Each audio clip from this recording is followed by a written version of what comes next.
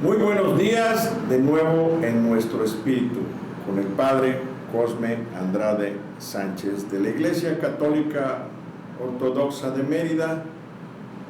Y pues hoy el tema, para hacer una introducción, les leeremos lo siguiente.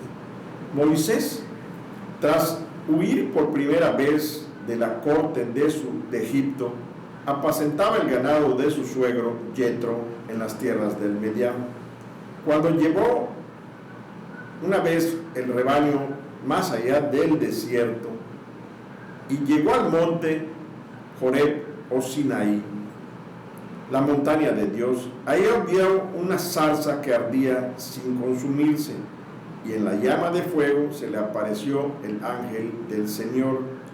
La voz de Dios salió de la zarza para ordenar a Moisés que no se acercara más y se descalzara, porque el suelo que pisaba era una tierra santa. Ante lo que Moisés obedece aterrorizado, cubriéndose el rostro para no ver el rostro divino.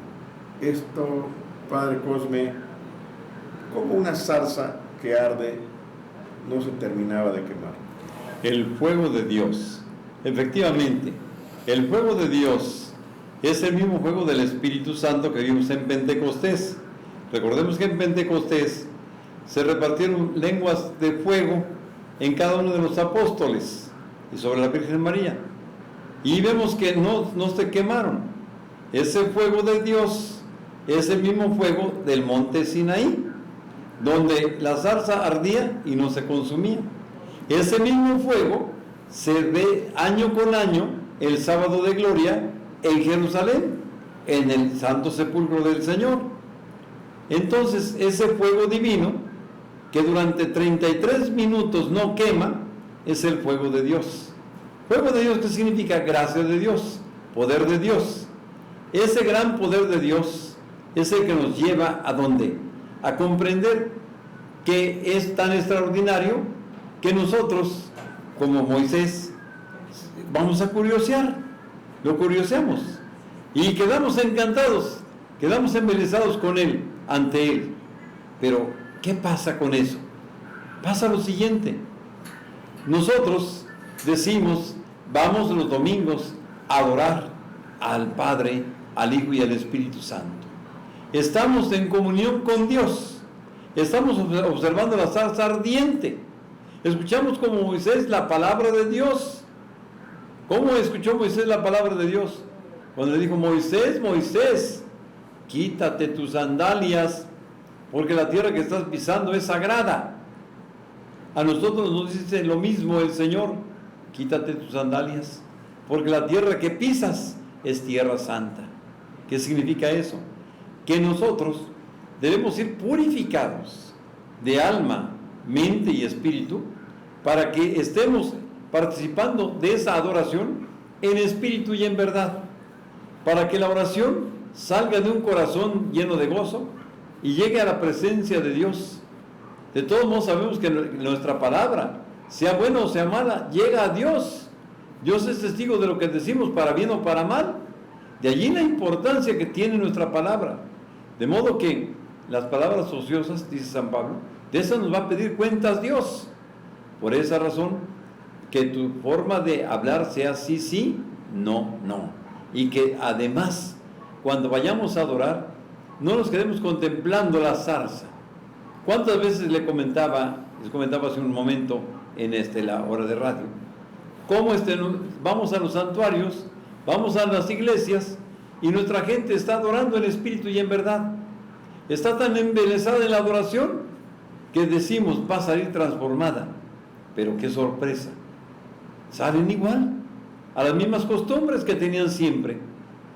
Moisés no salió igual. Cuando oyó la palabra del Señor, de inmediato se fue a libertar a su pueblo, al pueblo hebreo, y lo trae al desierto para llevarlo a la tierra que emana leche y miel, a la tierra de la libertad. De la tierra de la esclavitud, que era Egipto, lo lleva a Israel. Pero para ello tuvo que despojarse de su calzado, tuvo que purificarse. Tú y yo, cuando vamos a nuestro templo, tenemos que purificarnos para que nuestros pensamientos sean tan dignos de la presencia de Dios, para que estemos despojados de todo asunto mundano, como decimos en los querubines. Apartemos en este momento de todo afán temporal. ¿Para qué? Para que entre el Rey de la Gloria a ti. Entrando el Rey de la Gloria en ti, entonces viene el milagro de que tú eres la extensión del mismo Padre Providente, la extensión del Padre Misericordioso, la extensión de Cristo que va a anunciar el Evangelio a diestra y siniestra, oportuna e inoportunamente, a tiempo y fuera de tiempo, con ocasión y sin ella. Entonces, como se da cuenta, tío David, el estar ante la presencia de la zarza nos lleva a ser diferentes a como entramos. Moisés ya dejó de cuidar el rebaño de su suegro Yetro para dedicarse a ser el libertador de su pueblo. Sabemos que, por ejemplo, nosotros conocemos las hierbas espinosas, que las conocemos como hierba nada más. Cardo. Los cardos. Y que también de la zarza, pues, se edificó una arca. ¿Qué significado tiene la salvación? Primero que nada, el diluvio que se generó con los 100 días de lluvia, y el arca y la zarza. ¿Cuál es Bueno, más que nada hay que aclarar, fueron los 40 días del diluvio, 40 días, 40 noches. 40. ¿Sí? Y el arca no se construyó de zarza. La zarza es un bejuco, es una hierba, un arbusto que está lleno de espinas, pero con unas zarzas, con una fruta tan refinada. La zarzamora, exactamente, ¿no? Entonces, ¿qué de relación tiene con el arca de la alianza? Pues a través de la zarza que ardía y no se consumía, Dios empieza a pactar una alianza con su pueblo, ¿sí? Allí en la alianza. El arca de salvación ya había sucedido años atrás con Noé, ¿sí? Ahora venía la liberación del pueblo que Dios había elegido para que fuera el modelo de la iglesia actual. Porque primero elige a un pueblo, no porque fuera el más digno, sencillamente se complació en hacerlo así. Hubiera elegido el pueblo azteca, el pueblo maya, ¿sí? Sencillamente eligió el pueblo israelita. Al elegirlo lo hace para que veamos que nuestra humanidad en todas las latitudes es la misma. Nuestra humanidad tiene fragilidades, tiene defectos, pero lo importante es que al ser la misma humanidad, el mensaje es el mismo mensaje que Dios da y levanta a los de cualquier latitud. Por ejemplo, veíamos cómo el gran profeta, profeta que se tragó la ballena, ¿cómo se llama este profeta? Jonás, ¿sí? ¿Qué le pasó a Jonás? Pues Jonás, en lugar de pactar lo que ya tenía pactado Dios con él, Dios lo había elegido para ser el profeta del Altísimo, y lo manda a predicar a Nínive, y él se va a Tarsis. Toma un barco equivocado y deliberadamente para venirse por las costas de España, de Marruecos. Y el Señor, vemos que tuerce el camino de Jonás, porque en lugar de que continúe su camino para Tarsis, así que un pez se lo devore y lo vaya a vomitar justamente a las playas de Nínive, ¿sí? Una vez estando allí en Nínive, vemos que este hombre que había pactado con el Señor ser su representante, ser su vocero, ser el profeta, vemos que allí en Nínive, pues inmediatamente dice Jonás, pues ya me trajo el pez hasta acá, ¿qué me queda más que predicar? Predica que en 3 días Nínive será arrasada. Y entonces cuando termina de predicar, vemos que desde el rey en adelante, el rey por decreto real, ordena que haya un ayuno general, que haya una abstinencia completa. Y la gente se pone de cilicio. El mismo rey también da ejemplo. Y vemos que Dios se arrepiente de castigar al pueblo ninivita. Y Jonás, esperando, ahora sí, me va a tocar ver con la paga que Dios tiene destinada para este pueblo ingrato y rebelde. ¿Qué voy a hacer? Dijo Jonás.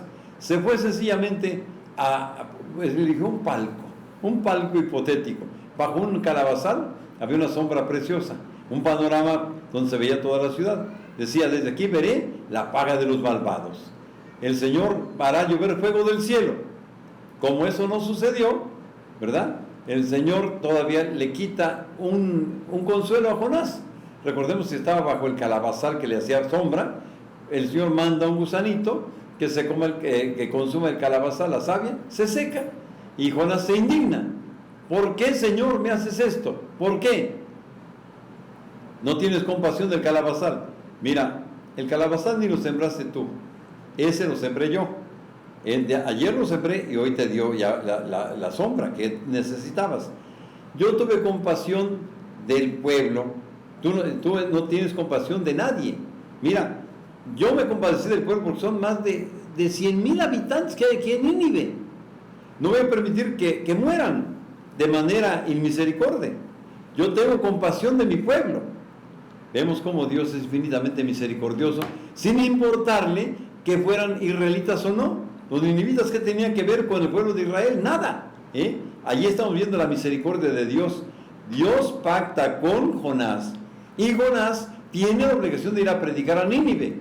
Dios pacta con nosotros los cristianos para que vayamos, contemplemos la zarza ardiente, oigamos la palabra del Señor que nos invita a predicar oportuna e inoportunamente para que la salvación, para que el arca de salvación que es la iglesia esté a reventar, para que haya muchos salvos, muchos redimidos y todos con ese espíritu de gozo por la salvación. Ahora sí entendemos, porque nos ha explicado aquí ya el Padre Cosme, pues la realidad de la zarza ardiente. Hemos visto en algunos documentales, Padre, de que arrasan kilómetros de selva por el fuego y posteriormente a esto la vida continúa, la vida del reino animal, el reino vegetal vuelve a renacer, renace de entre sus cenizas. Quiere decir que la zarza sigue viva, sigue ardiente, sigue presente. Esto es lo que significa para nosotros la vida vegetal, la vida animal. Que está en constante renovación. Sí, así es. También. Pero lo importante es que vayamos a nuestro templo, donde contemplemos la zarza que es Cristo, que arde y no se consume. ¿Qué dice él? Yo soy la luz del mundo. Fuego he traído a la tierra, y qué de querer sino que arda. Entonces, si eres fuego, es el fuego del Espíritu Santo que abraza y arrasa con todo lo negativo y malo que hay en nosotros. Él nos purifica con fuego. Recordemos que el profeta Isaías lo purificó con carbón encendido traído desde el cielo. ¿Sí? Entonces a nosotros nos viene a purificar. Puede ser un rayo, puede ser. Bueno, viene del fuego, del cielo. Bueno, ya sabes, es un efecto prácticamente cósmico, un efecto muy conocido por todos nosotros. El fuego de Dios no es un rayo. El fuego de Dios es la luz que trae, que nos esclarece la vida, que nos lleva a conocer el misterio que Dios tiene, o mejor dicho, el ministerio que nos tiene dedicado a cada uno de nosotros. Todos hemos nacido con un propósito, creados con un propósito, y cada uno cuando lo cumple, o vive ese propósito, siente la felicidad de la realización, siente la realidad de la presencia de Dios, porque dice uno, Dios me tenía destinado este camino, lo estoy siguiendo, lo estoy viviendo, lo estoy gozando, ¿sí? Entonces cuando estamos en sintonía con aquello que hacemos, estamos en armonía con lo que nos gusta hacer, es cuando decimos de veras como el anillo al dedo. Me encanta mi oficio, lo quiero seguir continuando hasta el final de mi vida. Así es. Pues muchas gracias a todos ustedes por estar viendo y escuchando nuestro espíritu que nos regala semana a semana el Padre Cosme Andrade. Y pues recordarle que cada domingo en Santa Gertrudis Copó, en la ex hacienda Santa Gertrudis Copó, aquí al norte de Mérida, se oficia la Santa Misa que que profesa el Padre Cosme, o que oficia el Padre Cosme, para todos ustedes, para quienes quieran oír, y cualquier situación que se les presente en su vida, no duden, vayan y consulten con él, les va a hacer mucho bien. Nosotros lo sabemos porque lo hemos experimentado en vida propia.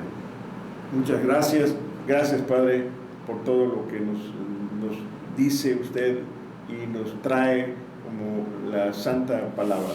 Dios los bendiga a todos. Muchas gracias.